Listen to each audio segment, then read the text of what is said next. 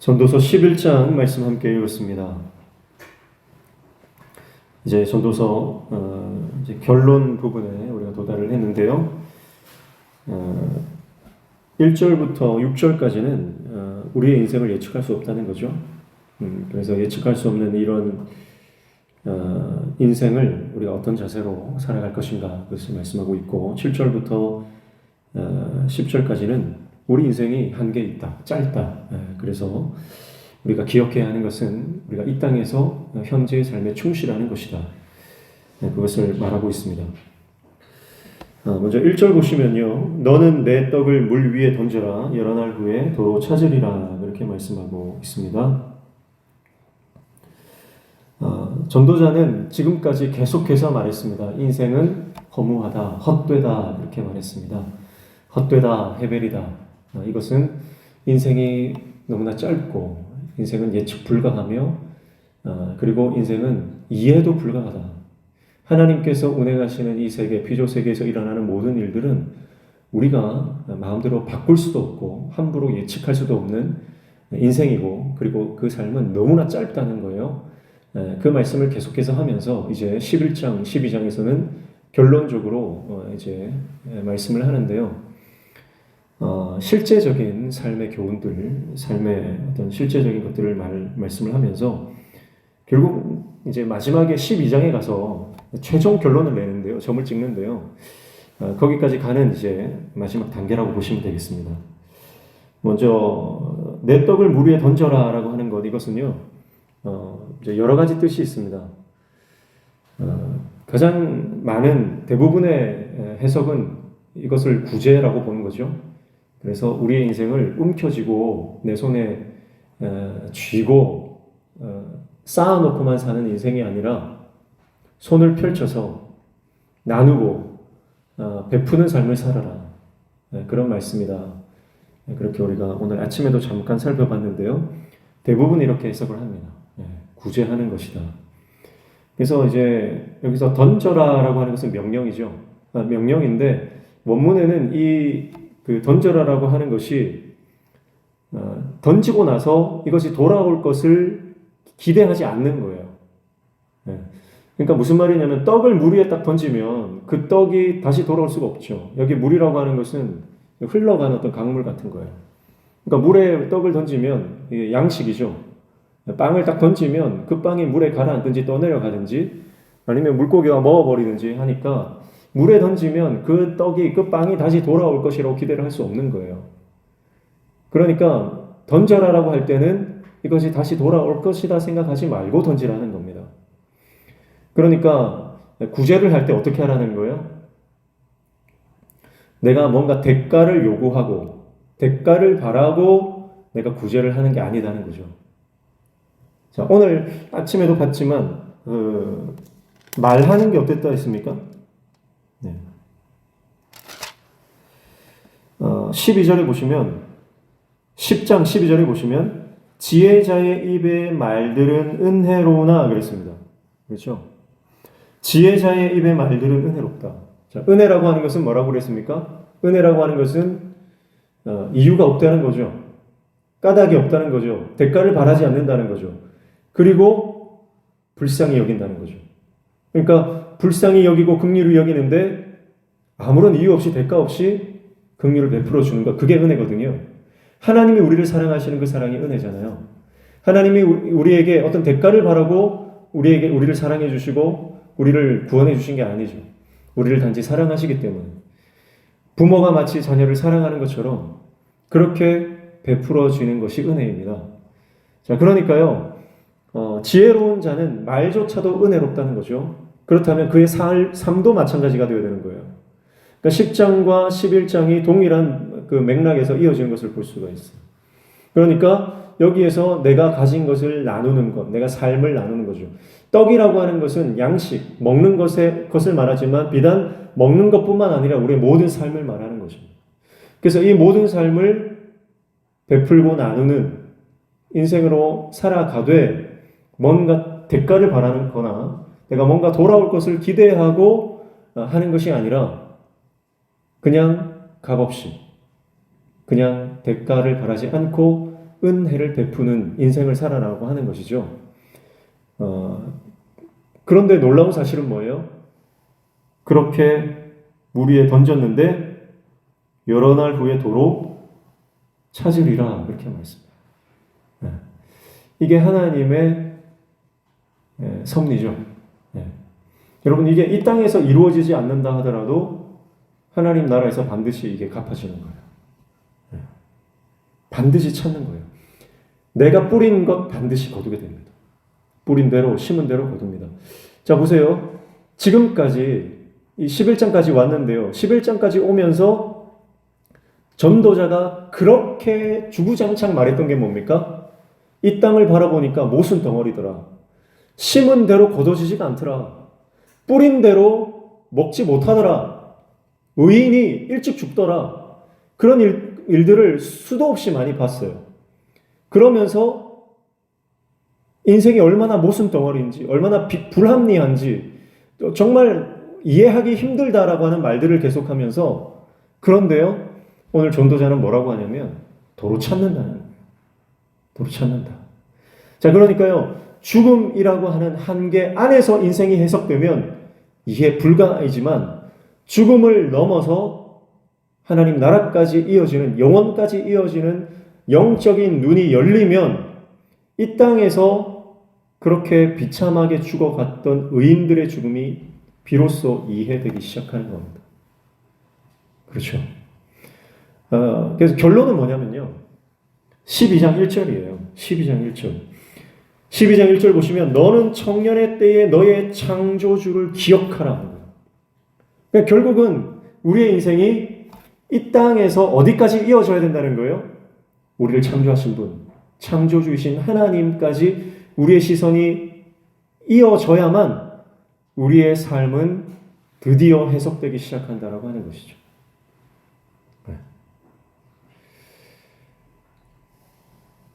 그래서 내 떡을 물 위에 던져라. 그러면 하나님께서 반드시 갚아주신다. 우리의 삶을 손을 펴서 나누는 인생 되시길 축복합니다. 전도자가 말하는 것은요, 지금 우리 인생이 언제 끝날지 모르는 짧은 인생이다. 그것을 말하잖아요. 그렇기 때문에 우리 인생을 지금에 집중해야 된다는 거예요. 지금. 계속 말씀드렸지만 나중에 내가 좀 자녀들 다 키워놓고 나서 좀 그때 베풀고 나누고 봉사도 하고 헌신하겠습니다. 자녀 다 키우고 나면요. 시집 보내고 장가 보내고 나면 좀 하겠습니다. 그렇게 되는 거예요. 시집 보내고 장가 다 보냈어요. 그러면 이제 손주가 태어나서 손주 좀 키워놓고 나서 그렇게 하다가 차일피일 미뤄지는 거죠. 그래서 이사야 말씀에는 고린도후서 말씀에 뭐라고 있습니까? 보라 지금은 은혜 받을 만한데 지금 구원의 날이다. 신앙은 항상 지금이에요. 믿음은 항상 지금 일어나는 사건입니다. 먼 미래에 일어나겠지, 먼 미래에 내가 헌신해야지 하는 것이 아니에요. 전도자가 말하는 것은 우리가 살아가는 믿음의 삶은 지금 이 시간, 이 공간에서만 허락된 것이다라고 하는 거죠. 인생이 짧다. 그러니까 지금 손을 펴라. 지금 나눠라. 지금 은혜로 말을 해라. 그 말씀을 하고 있는 거죠. 오늘 저와 여러분의 인생이 우리의 삶을 베풀고 나누고 섬기는 인생으로 살아가는 인생이 되시기를 축복합니다. 자, 그렇게 이것을 구제라고 해석하면 2절이 동일하게 해석될 수 있는데요. 7에게나 8에게 나눠줄지어다 무슨 재앙이 땅에 임할는지 내가 알지 못함이니라 그렇게 말하죠. 그러니까 내가 손을 펴서 나누는 것, 떡을 물 위에 던지는 이런 베풀고 나누는 인생을 살아갈 때에 7에게나 8에게 나눠줘라. 이 말은 7은 완전 숫자죠. 7은 완전 숫자고 8이라는 것은 완전한 것을 넘어서는 거죠. 완전한 것을 넘어서서 새로운 영역까지 도달하는 것. 내 한계를 넘어선다 이렇게 볼 수 있어요. 그래서 돌아올 것을 기대하지 말고 손을 펴서 나누되 내가 좀 할 수 있는, 내가 할 수 있다고 생각하는 것보다 더 많은 헌신과 그리고 나눔을 우리는 감당하는 삶을 살아야 된다. 이렇게 해석할 수가 있고요. 유대인들의 사고에서는요, 7이나 8이라고 하는 숫자가 내가 평생에 정말 진정한 그 영향을 미칠 수 있는 사람의 숫자다 이렇게 생각을 한대요. 그러니까 우리가 인생을 뭐 70년, 80년 살아도요, 나 때문에 영향을 받아서 변화되는 사람은 7명, 8명 정도 된다 이렇게 생각을 한다 하더라고요. 근데 여러분, 한 사람만 변해도 은혜 아닙니까? 나 때문에 한 사람만 구원받아도 은혜 아닙니까? 그런데 우리가 정말 떡을 물에 던지는 것처럼 다시는 내가 그것을 도로 찾지 못할 것이다라고 하는 그런 생각을 가지고 그것을 던졌다. 그렇게 우리가 인생을 살아간다면 우리 인생 가운데 7명 혹은 8명, 그러니까 어떤 완전한 숫자, 그것을 넘어서는 하나님의 회복의 역사가 저와 여러분을 통해서 일어나게 될 줄 믿습니다. 그러면서 무슨 재앙이 땅에 임하는지 내가 알지 못함이라 이렇게 말하면서 언제 죽을지 모른다는 거예요. 내 건강이 언제까지 허락된지는 아무도 모르는 거예요. 지금 건강할 때 섬기라는 거예요. 지금 내가 나눌 돈이 있을 때 그때 섬기라는 거예요. 무슨 재앙이 언제 임하는지 아무도 모르는 거예요. 내가 섬길 수 있는 날이 지금 말고는 허락된 날이 아니라는 거죠. 그래서 오늘 외에는 나에게 허락된 날이 없어요, 사실. 내일은 나에게 주어진 날이 아닙니다. 내일은 내일 내가 돼봐야 그 날이 나의 날인지 나에게 허락된 날인지 그건 내일 가봐야 아는 거예요. 자, 그러니까 내 떡을 물 위에 던지라라고 하는 것을 구제라고 하는 측면에서 해석하면 이렇게 1절과 2절을 해석할 수 있겠습니다. 대부분의 설교자들이 이렇게 해석을 하고요. 틀린 해석이 아니다라고 저는 생각이 들고, 문맥상으로 봤을 때 이 해석이 굉장히 문맥과 들어맞는 해석이다 이렇게 저는 생각이 들고요. 두 번째는요, 이 떡을 물 위에 던진다라고 하는 것이 해상무역이다 이렇게 해석하시는 분들도 있습니다. 당시에 썼던 관용 어구라는 거죠. 떡, 빵이잖아요. 우리는 떡이지만 거긴 떡이 없잖아요. 빵인데 빵은 일용할 양식이고 그들의 삶이고 그들의 생계를 이어가는 거죠. 그러니까 자신의 삶을 물 위에, 그러니까 바다에 던져라라고 하는 것은 과감하게 너의 인생을 투자해라. 그래서 도전해라 그런 의미로 해석하기도 합니다. 그렇게 했을 때 2절은 7에게나 8에게 나눠 줄지어다. 그것이 또 투자하는 방법이 된다. 분산 투자다. 포트폴리오다. 이렇게 해석을 하더라고요. 재밌는 해석입니다. 네, 재밌는 해석이고요. 근데 조금 납득은 좀 안 되고, 지금 전도자가 마지막에 와서 이 얘기를 하는 것인가? 과감하게 투자하고 도전해라. 분산 투자해라. 그렇게 말하는 것인가? 그것은 조금 납득하기는 조금 어렵다. 그렇게 생각이 됩니다. 그러나 많은 학자들이 정말 많이 연구하고 많이 어떤 고대 당시의 배경과 상황들과 또 관용 어구와 이런 것들을 파헤치고 연구하고 몰두해서 얻어낸 하나의 해석이기 때문에 그냥 뭐 아무것도 아니다 이렇게 치부하기는 힘들어요. 이런 것도 있구나 이렇게 해석하면 됩니다. 그런데 이런 해석들을 보면서요, 저는 그런 생각이 들어요. 이렇게 해석을 한 많은 주석가들, 그들이 사실은 저와 여러분보다 얼마나 많이 공부했겠어요. 그렇죠? 엄청나게 공부하고 고고학을 연구하고 고대 문서들을 그 전해져 내려오는 전승들을 다 연구하고 파악하지 않았겠습니까? 얼마나 많은 책을 보고 얼마나 많은 시간을 들여서 논문을 쓰고 또 논문을 읽고 그렇게 했을까요? 그래서 내린 결론이 해상무역이다, 투자의 방법이다 이렇게 했다는 것은요, 저는 개인적으로 그렇게 생각합니다. 그분들을 뭐 이렇게 폄하하려고 하는 것은 아니지만 하나님의 말씀이라고 하는 것은요, 아무리 공부를 많이 한다고 깨달아지는 게 아니다라는 거예요. 하나님의 말씀은 성령께서 깨닫게 해주셔야 깨달아지는 겁니다. 아무리 박사들이 성경을 파헤치고 연구한다고 해도 그들이 가진 학문과 경험으로 성경은 해석되는 게 아니다라고 하는 그런 생각을 저는 이 주석들을 찾아보면서 그런 생각이 들었어요. 그래서 하나님의 말씀은 지식의 은사가 있어야지 우리에게 깨달아지는 거예요. 이것도 선물이죠.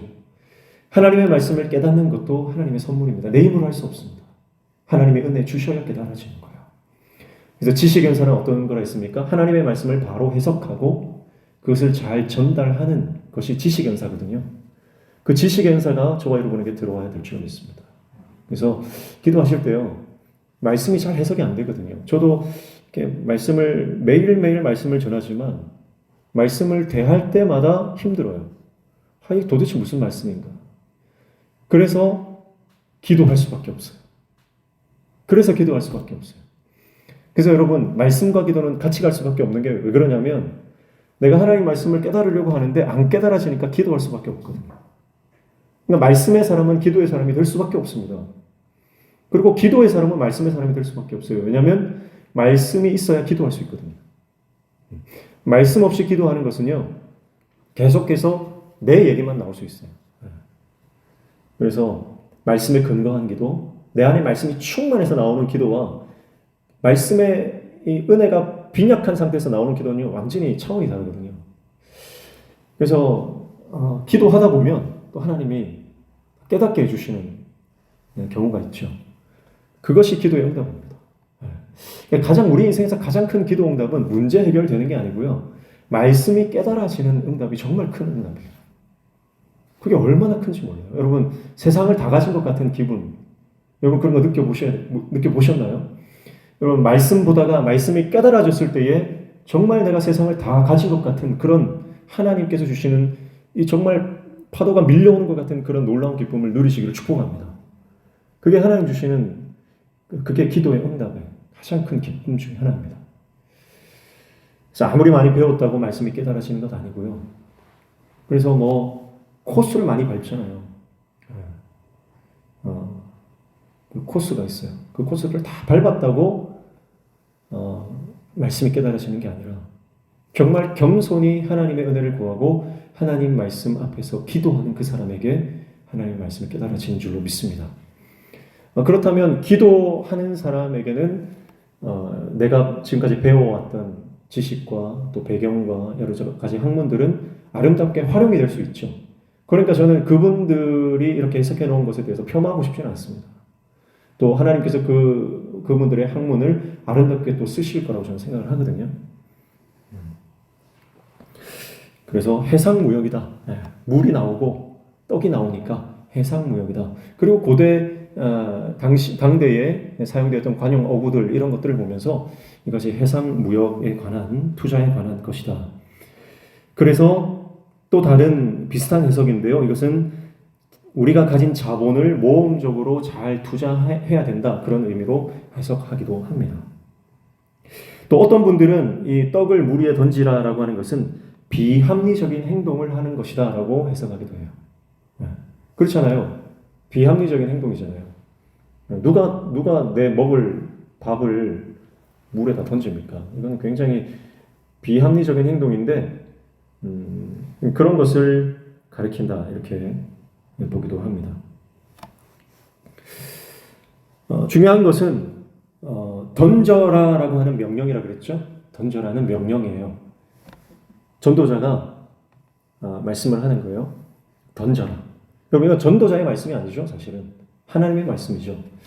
자, 그러니까요. 지금까지 쭉 내려오던 뉘앙스가 갑자기 바뀌죠. 11장부터 12장까지 마지막 결론 부분에서 뉘앙스가 바뀌는 거예요.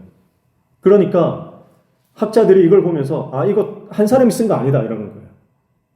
이거 한 사람이 썼을 리가 없다. 지금까지 세상이 허무하고 헛되고 예측 불가하고 비합리적이고 모순 덩어리고 그런 얘기를 하다가 갑자기 나누는 삶을 살아라, 창조주를 기억하라 이런 얘기를 하니까 이거 마지막 부분은 다른 사람이 덧붙여서 쓴 것이구나 이렇게 학자들이 보거든요. 그럴 수 있겠죠. 근데 그게 성경을 학문적으로만 해석하니까 나오는 오류입니다. 성경은 하나님이 쓰신 거예요. 성경은 성령께서 사람들을 감동해서 저와 여러분에 주신 완전하고 유일한 무오한 계시인 줄로 믿습니다. 네. 그러니까 하나님께서 성령께서 사람들을 통해서 이 성경을 쓰시고 이것을 우리에게 주셨다면 저자가 누군지 저자가 몇 명인지는 사실 중요한 게 아니죠. 전도서가 말하고자 하는 주제가 뭔지, 전도서가 지금까지 1장부터 12장까지 오면서 무엇을 위해서 지금까지 이렇게 빌드업을 해왔는지 그걸 우리가 봐야지 뭐 약간 문체가 다르다, 문맥이 다르다, 뉘앙스가 다르다고 해서 이거 다른 사람이 썼다, 거기에 집중하는 것은 성경을 해석하는 올바른 방법은 아니다라고 하는 것입니다. 자, 그러니까 전도자가 말하는 것, 결국은 하나님께서 우리에게 말씀하시는 것이 뭐예요? 던져라. 너의 삶을 물에 던져라. 결국 이것은 우리의 삶을 하나님 나라를 위해서 헌신하는 것을 말한다고 볼 수 있어요. 그렇죠. 결국 구제한다라고 하는 것, 이것은 한 가지 국한되어서 우리가 구제라고 하는 측면에만 볼 것이 아니라 결국은 우리의 삶이 하나님께서 이 땅에 우리를 보내신 목적을 기억하고 창조주를 기억하면서 무엇을 위해서 살아갈 것인가를 우리가 깨닫고 그것을 위해서 하나님의 나라와 선한 하나님의 뜻을 위해서 우리의 삶을 던지는 것, 우리의 삶을 하나님 나라를 위해서 투자하는 것. 그렇게 본다면 뭐 해상무역이다, 뭐 이것은 모험적인 자본 투자다, 이런 것들도요, 같은 맥락에서 해석될 수 있다는 거죠. 자, 2절에도 마찬가지로 명령이 등장합니다. 어떤 명령이죠? 나눠 줄지어다. 나눠주라. 이 명령형이에요. 나눠주면 좋겠다. 나눠주면 좀 더 행복하지 않을까? 좀 베풀면서 살면 좀 의미 있지 않을까? 좀 더 가치 있는 삶을 살 수 있어. 그렇게 말하는 것이 아니라는 거예요. 나눠주어라. 강력한 명령입니다. 나눠도 되고 안 나눠도 된다는 게 아닙니다. 나눠주어라. 이것은 하나님의 명령입니다. 이 말씀을 하나님의 명령으로 저와 여러분이 받으시기를 축복합니다. 나눠주라는 거예요. 7이나 8에게. 우리가 할 수 있는 것보다 더 많은 수고와 애씀과 눈물로, 그러니까 할 수 있는 것만 하는 것이 아니라 용서할 수 있는 사람만 용서하는 게 아니라 용서할 수 없는 사람까지 용서해라. 지금까지 화해하지 못하고 지금까지 반목하고 갈등하는 사람이 있다면 포기하지 말고 그 사람과 화해해라. 내가 지금까지 나누지 못하고 내가 이거 없으면 죽을 것처럼 그렇게 움켜쥐고 살았던 그 삶을 이제는 벗어나서 너의 한계를 벗어나서 영적인 수준을 높여라. 믿음의 레벨업을 해라. 네. 그렇게 말씀하는 것이죠.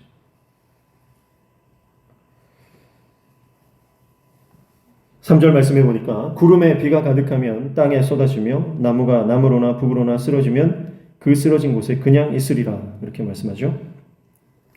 구름에 비가 가득하면 땅에 쏟아진다. 당연한 거죠. 이 땅에는 당연한 것이 있다는 거예요. 그러나 나무는 어디로 쓰러질지 모르죠. 당연한 것이 있고 예측 불가능한 것이 있다. 4절에 보면 풍세를 살펴보는 자는 파종하지 못할 것이요 구름만 바라보는 자는 거두지 못하리라. 그러니까 예측 가능한 것과 예측 불가능한 것이 뒤죽박죽된 이 세상에서 4절에 풍세를 살펴보는 자는 파종하지 못한다. 구름만 바라보는 자는 거두지 못한다. 무슨 말이냐면 풍세를 살펴보는 자는요, 이제 바람과 날씨 이런 것만 보는 거예요. 그러다가 파종할 때를 놓친다는 거죠. 날씨가 좀 더 좋아야 되는데 좋은 때만 기다리고 있다가 기회를 놓친다는 거죠. 생각이 너무 많아서 행동으로 옮기지 못한다. 그러니까 아까 말씀드렸던 것처럼 우리가 너무 생각이 많습니다. 여러분, 순종은 내 생각과 달라도 순종하는 거죠. 순종은요, 생각해보고 계산해보고 그렇게 해서 순종하는 것은 순종이 아닙니다. 순종은요, 즉각 순종하는 것이 진짜 순종입니다. 너무 생각이 많아서, 너무 따지는 게 많아서 때를 놓쳐버렸다는 거예요. 구름만 바라보는 자는 거두지 못한다. 이것도 마찬가지죠. 이제 파종을 하려고, 이제 거두려고 추수를 하려고 보니까, 비가 올 것 같아. 내일 해야지. 날씨가 좋으면 해야지. 그러다가 거두지 못한다는 거죠. 네, 앞에 말씀과 뒤에 말씀이 병행구절이죠. 네, 같은 의미입니다. 여러분, 우리가 생각만 하고 행동에 옮기지 않는 어리석은 자, 우매한 자 되지 않기를 축복합니다. 하나님께서 말씀하시면 그 말씀이 내 안에 들어오는 그 순간 그 말씀을 붙잡고 그 말씀을 순종하는 저와 여러분 되시기를 축복합니다. 하나님은 끊임없이 우리에게 말씀하시는데 오늘 아침에도 우리가 주목해야 하는 것은 사람의 말이 아니다. 하나님의 말씀이다. 이 땅에 무수한 말들이 쏟아져 나옵니다. 너무 많은 말들이 있습니다. 그리고요, 우리는 나에게 이렇게 내 가슴에 비수를 꽂는 말들이 너무 많아요. 사람들은 가만히 생각해 보면 별 말이 아닌데 그게 하루 종일 이 옆구리를 찌르고 내 가슴을 아프게 하는 그런 말들이 너무 많거든요. 근데 사실 가만히 한번 조금 물러서서 생각해 보면 사실 별거 아닌데 그 사람은 그 사람 나름대로 정중하게 거절을 했고 또 그 사람은 나름대로 나에게 정말 신중하게 조심스럽게 충고를 했고 그런 말들을 했는데 그 말 한마디가 하루 종일 나를 괴롭히는 거예요. 그 말 한마디가. 옆집에 아줌마가 지나가는 말로 그냥 한마디 툭 던졌는데 그 말 때문에 일주일 내내 내 속이 쓰린 거예요. 별 의미를 가지고 한 게 아닌데.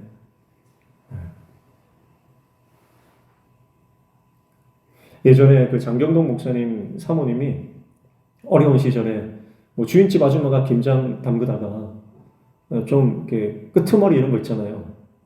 그런 거 좀 얻어서 버리려고 하는 거 얻어서 갔대요. 그냥 얻어 가는데 주인 아주머니가 그 쓰레기 같은 거 그거 먹으려고 그랬대요. 그래가지고 하루 종일 나는 쓰레기 먹는 사람인가 그러면서 힘들어했다는 거예요. 근데 가만히 생각해 보면 그 아주머니는 정말 대수롭지 않게 그냥 한마디 툭 뱉은 건데 그게 마음에 상처가 돼서 몇 날 며칠을 시름시름 앓더라는 거죠.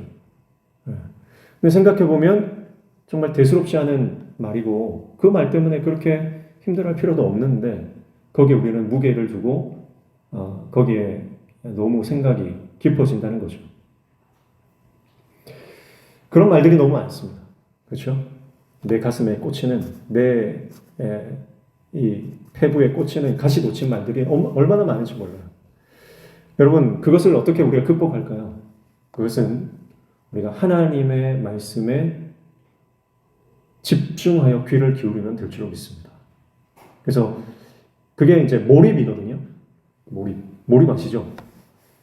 집중을 넘어서서 몰입을 하면요. 그것만 보여요. 공부를 잘하는 학생들은요. 몰입까지 가거든요. 그냥 집중하는 게 아니고요. 집중하다 못해 완전히 몰입이 돼서 그 한 점만 보이는 거예요. 내가 지금 알아야 되겠다 하는 그것만 지금 보이는 거예요. 그러니까 옆에서 누가 무슨 말을 하는지, 무슨 소리를 내는지, 옆에 사람들이 어떻게 돌아가는지 그런 것들은 보이지 않아요. 그게 몰입이에요. 모든 이 땅에 성공하는 사람들, 모든 이 땅에 어떤 위대한 업적을 이룬 사람들은 몰입한 사람들이라고 합니다. 여러분, 우리는 영적인 몰입을 해야 되는데 하나님께 영적 몰입을 해야 돼요. 그러면요, 더 이상 세상의 소리가 들리지 않습니다. 그리고 하나님께서 말씀해 주시죠. 이 땅에 넘쳐나는 말들, 그 무수한 홍수처럼 쏟아져 나오는 그 말들은 대부분 어리석은 자의 우매한 자의 소리다. 그것을 깨닫게 되는 거죠. 그래서 거기에서 더 이상 우리는 매이지 않습니다. 진리를 알지니 진리가 너희를 자유케 하리라 했는데요.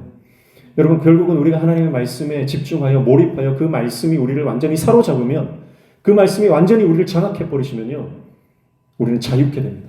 사람들의 말로부터, 모든 죄로부터, 모든 유혹으로부터, 모든 우리를 공격하는 악한 영의 세력으로부터 우리는 자유케 됩니다. 우리는 신앙생활을 한다고 하면서도요. 끊임없이 묶여서 살아가요.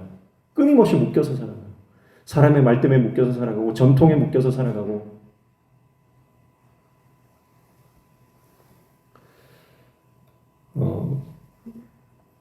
저는 이제 고신에서 신학을 했고요. 우리 전도사님들도 다 고신 신학을 하고 있고, 저는 이제 통합 측에서 이제 목산수를 받았지만, 저는 모교회는 처음 다녔던 교회는 합동축 교회였고요. 고신에서 4년간 학부에서 신학을 했기 때문에 저는 나름대로 굉장히 좀 보수적인 신앙을 가지고 있어요. 지금도 보면 크리스마스 시즌 아닙니까? 성탄 시즌인데요. 보수적인 교단에서는 성탄절을 지키지 않습니다. 성탄절은 있지만 성탄 행사나 뭐 이런 뭐 크리스마스 트리나 이런 건 안 해요.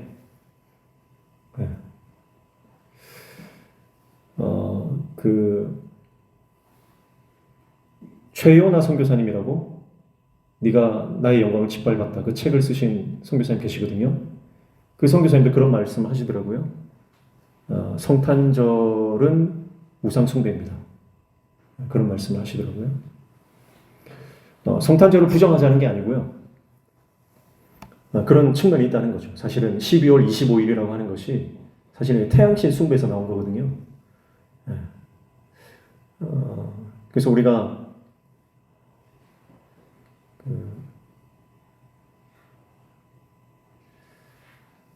제가 왜 갑자기 이렇게 왔는지 제가 처음이 잘 생각 안 납니다. 네.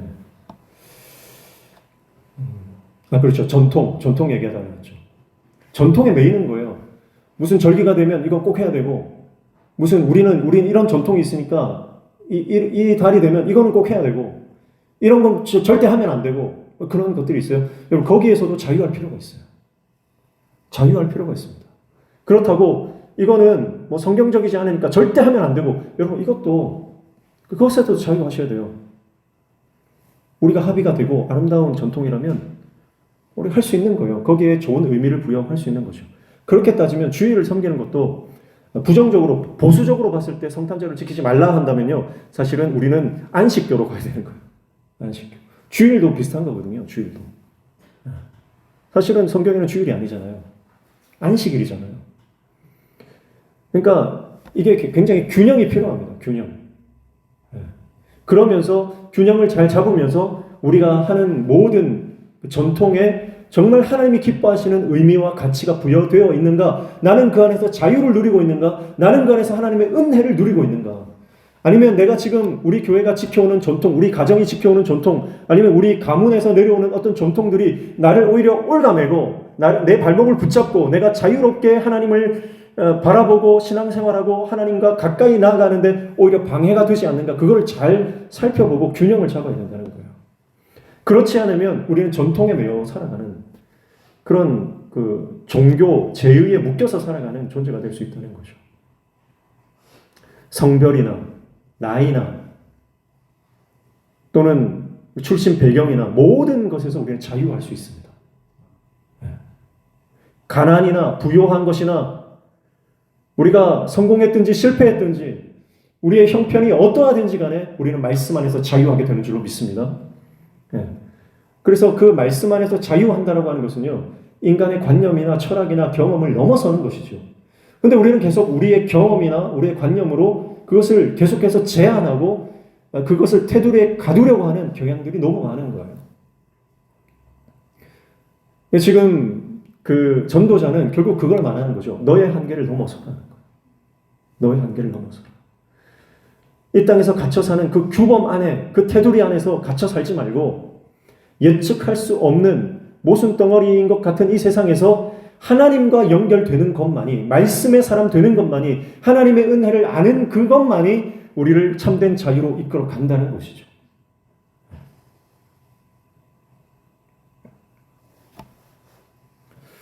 오절 말씀에 보면 바람의 길이 어떠함과 아이 벤 자의 태에서 뼈가 어떻게 자라는지를 내가 알지 못함 같이 만사를 성취하시는 하나님의 일을 내가 알지 못하느니라. 네, 같은 말씀을 또 반복해서 말씀하는데요. 바람의 길이 어떠함과, 자, 바람의 길이 어떠한 것을 고대에는 알 수가 없었습니다. 그렇죠? 지금이야 슈퍼컴퓨터를 돌리면 태풍의 경로를 예측하죠. 그러나 이때 당시에는 그 바람이 어디서 와서 어디로 가는지를 알 수가 없는 겁니다. 앞에서도 그런 얘기를 했거든요. 그러나 지혜자들이 바람의 길을 예측한다 할지라도 그 바람을 만들거나 멈추거나 경로를 바꾸는 것은 할 수 없다. 그런 얘기를 앞에서도 우리가 살펴본 기억이 납니다. 아이 벤 자의 태에서 뼈가 어떻게 자라는지를 내가 알지 못한다.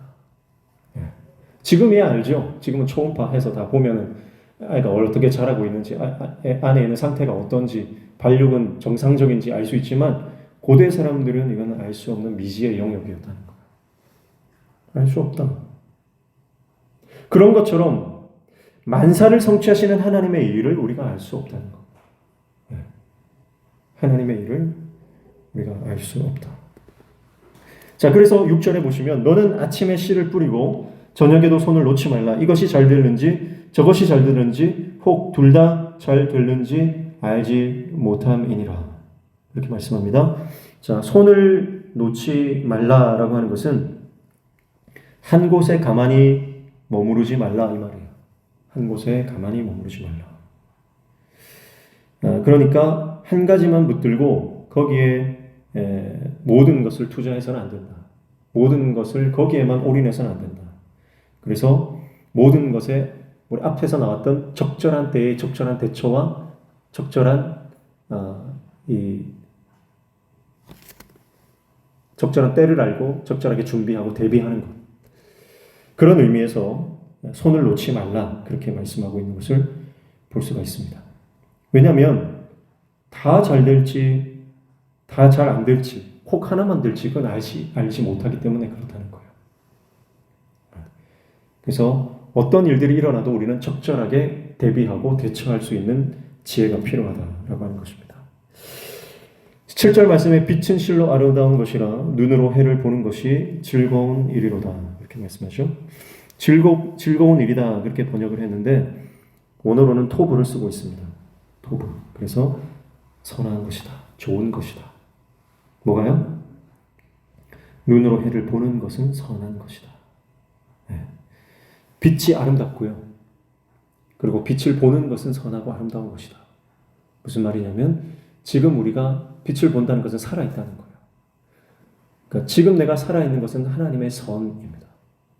지금 내가 숨 쉬는 것 하나님의 은혜입니다. 미래를 알 수 없는 세상에서 지금 주어진 삶이 얼마나 아름다운지를 깨달아야 한다. 그 말씀을 하고 있는 것이죠. 8절 같이 읽습니다. 시작. 사람이 여러 해를 살면 항상 즐거워할지로다. 그러나 캄캄한 날들이 많으리니 그 날들을 생각할지로다. 다가올 일은 다 헛되도다. 이렇게 말하죠. 자, 다가올 일은 다 헛되다. 인생이 남은 날이 짧다. 헛되다. 여기서는 짧다로 해석하면 되겠습니다. 인생이 짧다. 짧은 인생인데 여러 해를 사니까 얼마나 이게 선한 겁니까? 이게 얼마나 즐거운 겁니까? 그러나 캄캄한 날들이 많다. 그러니까 그 날들을 생각해라. 죽음이 다가온다는 거예요. 재앙이 다가온다는 겁니다. 그러니까 그 날들을 생각하며 우리 인생이 얼마나 짧은지를 기억해야 한다. 이렇게 말씀하고 있습니다. 자, 그러면서 9절, 10절 같이 읽습니다. 청년이여 내 어린 때를 즐거워하며 내 청년의 날들을 마음에 기뻐하여 마음에 원하는 길들과 내 눈에 보이는 대로 행하라. 그러나 하나님이 이 모든 일로 말미암아 너를 심판하실 줄 알라. 그런즉 근심이 내 마음에서 떠나게 하며 악이 내 몸에서 물러가게 하라. 어릴 때와 검은 머리의 시절이 다 헛되니라. 아멘. 그러니까 이러한 우리의 인생의 짧은 헤벨과 같은 인생, 그 인생을 우리에게 주어진 날들, 그 날들을 감사하며 현재에 충실하는 삶을 살아가야 함을 말씀하고 있습니다. 특별히 청년들은 이제 감정적으로 그리고 눈에 보이는 대로 하고 싶어하는 욕망이 강하죠. 지혜가 부족하고 경험이 부족하기 때문에 어른들이 아무리 말해도요, 해보고 싶은 건 해봐야 되는 거예요. 그런데 내 눈에 보이는 대로 행해봐라. 그러나 그 뒤에는 심판이 있다. 그것을 기억하라는 거예요. 그러니까 근심이 내 마음에서 떠나게 하며 악이 내 몸에서 물러가게 하라. 어릴 때와 검은 머리의 시절이 다 헛되다. 어릴 때나 늙었을 때나 인생이 돌아보면 너무 짧은 것이다. 그러니까 마음에 하나님의 선으로 채우고 하나님이 기뻐하시는 것으로 채워야지 걱정이나 근심이나 악한 것으로 내 마음을 채우지 말라. 그렇게 말하면서 12장 1절 다시 한번 읽습니다. 너는 청년의 때에 너의 창조주를 기억하라. 곧 곤고한 날이 이르기 전에 나는 아무나게 없다고 할 해들이 가깝기 전에 그리하라. 그렇게 말씀하죠. 그래서 전도자의 이 놀라운 전도서 말씀이 결국 12장 마지막에 가서 이 땅에 있는 것들, 계속해서 이 땅에 있는 것들을 다루다가 이 땅이 얼마나 짧은지, 이 땅이 얼마나 허무한지, 이 땅이 얼마나 이해 불가한지, 예측 불가한지, 도무지 바꿀 수 없는 것인지, 이 땅에서 일어나는 모든 것들, 지금까지 경험했던 모든 지혜, 지금까지 모든 사람들이 쌓아왔던 축적했던 모든 그 경험과 지혜들, 그걸 다 섭렵하고 그것을 통해서 인생을 살펴봤던 그 전도자가 드디어 그의 결론을 내는 거예요. 이 땅에 있는 우리는 이 땅에서 살아가지만 하늘에 계신 하나님 창조주를 바라보면서 살아가는 존재다라고 하는 것을 말씀을 하고 있는 것입니다. 이 땅에서 하늘로 옮겨가는 거예요. 피조 세계에서 창조주의 세계로 이어지는 겁니다. 크로노스의 시간에서 카이로스의 시간으로 이어지는 거죠. 율법에서, 규범에서 은혜로 바뀌어지는 것입니다. 이것이 결국 전도자가 말씀하고자 하는, 하나님께서 전도서를 통해서 우리에게 말씀하고자 하는 결론이다. 그렇게 볼 수가 있겠습니다. 율법에서 은혜로 옮겨가시기를 축복합니다. 여전히 율법주의로 남아있는 분들이 많이 있습니다. 여전히 율법주의. 여전히 크로노스의 시간 안에 머무르는 사람들이 많습니다. 카이로스의 시간으로 옮겨가야 됩니다. 성경에 보면요, 그런 것들이 있죠. 아브라함, 이삭, 야곱이죠.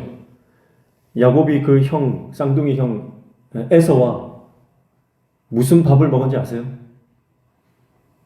아침밥, 점심밥, 저녁밥 뭘 먹었을까요? 성경에 나오나요?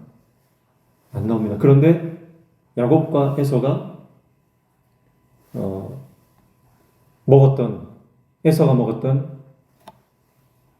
팥죽은 나오죠. 그러니까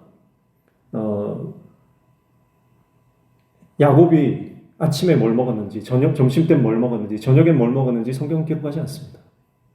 그러나 그가 형에게 주었던 팥죽은 성경이 기록하고 있어요. 그게 크로노스와 카이로스의 차이입니다. 우리도 그래요. 우리도 아침밥 먹고 점심밥 먹고 저녁밥을 먹죠. 하루 3끼 먹잖아요. 어떤 분들은 하루 2끼만 먹는 분들도 계시지만 그렇게 그냥 일상적으로 먹는 우리의 밥은요, 그냥 크로노스의 시간을 이렇게 볼 수 있지만 우리가 어떤 특별한 날에 누구와 소중한 사람과 약속을 정해서 그 사람과 식사하는 날이 있죠. 그 날이 기다려지지 않습니까? 내가 몇 월 며칠 날 내가 저 사람과 식사 약속을 했어요. 근데 그 사람이 내가 너무 좋아하는 사람이고 내가 정말 사랑하는 분이고 그분과 함께하는 시간이 너무 기대가 되고 함께하는 것이 행복한 그런 분이 있잖아요. 그런 시간은 기다려집니다. 그렇죠. 벌써 일주일 전부터 기다려져요. 하루 전이 되면 마음이 설렙니다. 무슨 옷을 입고 나갈까? 가서 어떤 말을 할까? 어떤 대화를 나누고 어떤 주제로 대화를 이어나갈까? 그렇게 기대하고 설레이며 기다리게 되는 거죠. 그리고 그분을 만났을 때 그분과 함께 식사할 때에 존경하는 그 선생님을 통해서, 그 스승을 통해서, 존경하는 그분들을 통해서 정말 삶의 교훈을 얻고 그때 먹는 밥은 그냥 밥이 아니죠. 그때 먹는 밥은 정말 이 땅에서 경험하는 천상의 식탁이죠. 그게 카이로스예요. 근데요, 전도자가 말하는 게 뭐냐면, 전도서를 통해서 하나님께서 말씀하는 것이 뭐냐면요, 하나님의 영혼에 이어지는 우리의 삶이 정말 짧은 이 인생이 하나님이 주시는 은혜와 지혜로 채워지기 시작하면 매일 먹는 아침밥도 카이로스로 변한다는 거예요. 나 혼자서 혼밥하는 그 시간도요, 하나님의 은혜 안에 있으면, 주님 안에 있으면 그 시간조차도 하나님과 동행하는 카이로스의 시간으로 변한다는 거예요. 그러니까 전도서를 통해서 하나님께서 우리에게 말씀하시고자 하는 것은요, 네가 10년을 살든 100년을 살든 네가 하루를 살아도 그 하루가 헤벨이 아니라 더 이상 올람이 된다는 거예요. 하나님의 영원, 인간의 헤벨이 하나님의 올람으로 올라가는, 레벨업 되어지는, 우리의 크로노스가 카이로스 되어지는, 우리의 율법적 삶이 은혜의 삶이 되어지는, 우리의 이 땅에 속한 삶이 하늘에 속한 삶이 되어지는 그 놀라운 영적인 변화가, 아니 정말 혁명과 같은 이 일이 우리 삶 가운데 일어날 수 있다라고 하는 것을 우리는 전도서를 통해서 깨닫게 되는 것입니다. 그래서 매일매일이 구원의 감격 가운데 기쁨과 소망이 넘치는 거죠.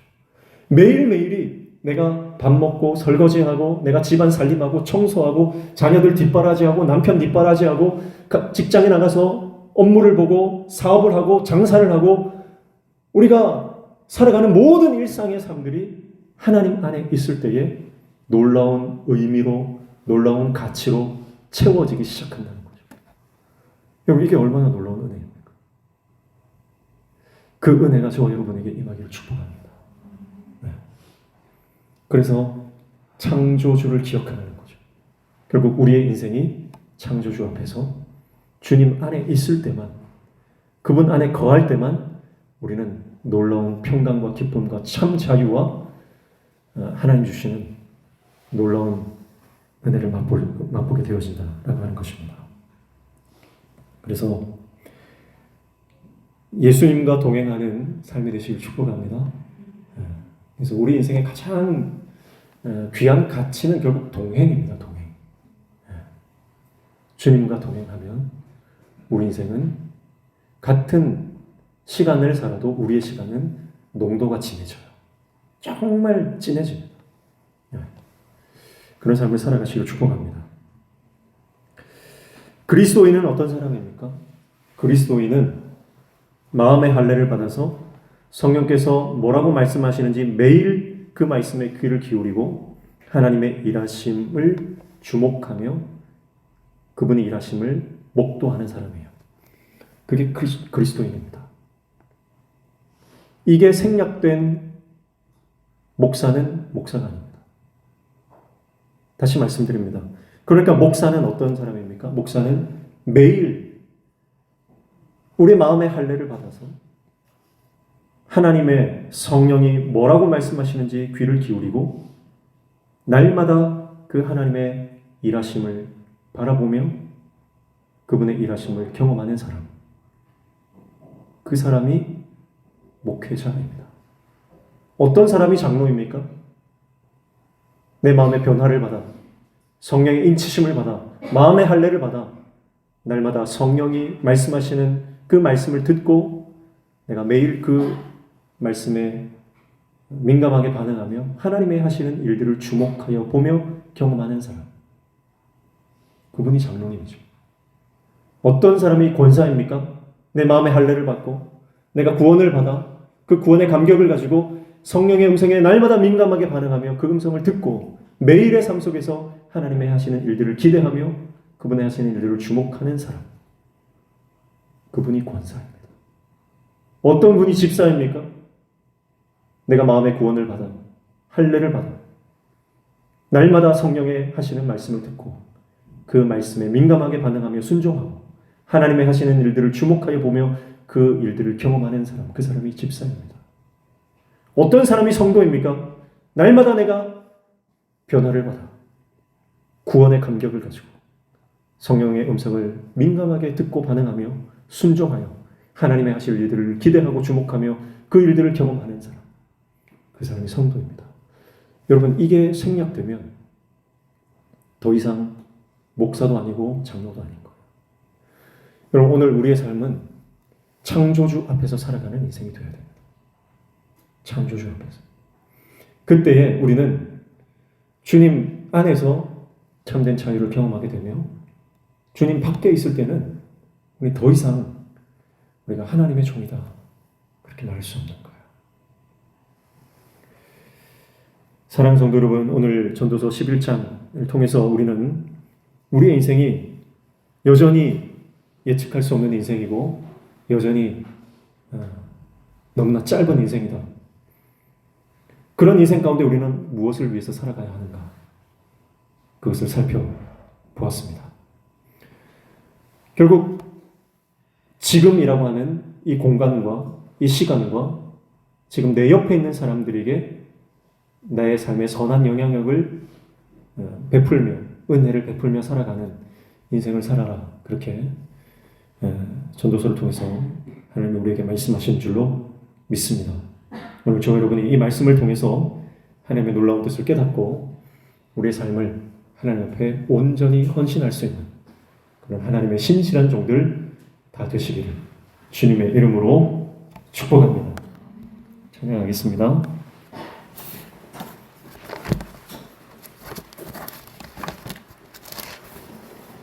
435장